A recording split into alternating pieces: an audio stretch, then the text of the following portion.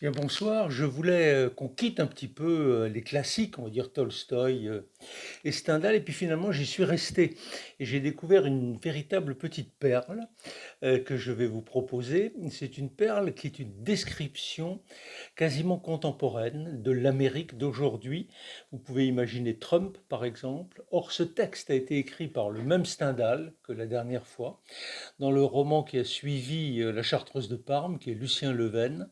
Et voilà ce qu'il fait dire à son héros qui s'ennuie un peu à Nancy et qui imagine de partir en Amérique et qui finalement renonce de partir en Amérique pour les raisons qu'il écrit là. Je vais vous les lire et vous verrez que c'est assez étonnant. Je m'ennuierais en Amérique, au milieu d'hommes parfaitement justes et raisonnables, si l'on veut, mais grossiers et ne songeant qu'au dollar.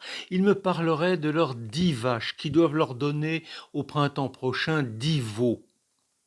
Et moi, j'aime à parler de l'éloquence de monsieur de Lamennais, ou du talent de madame Malibran comparé à celui de madame Pasta.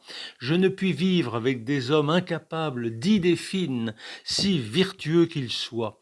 Je préférerais 100 fois les mœurs élégantes d'une cour corrompue.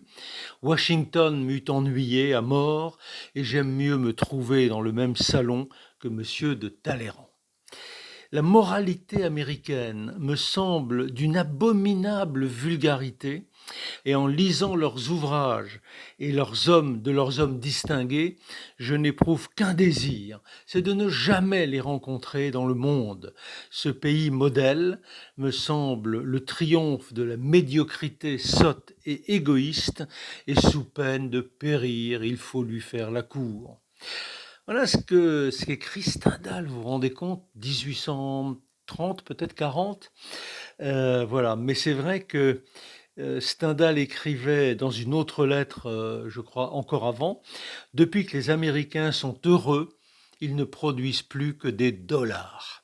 Voilà, on essaiera de passer à autre chose demain et à ne pas parler forcément que de Stendhal. Merci, bonne soirée, prenez soin de vous.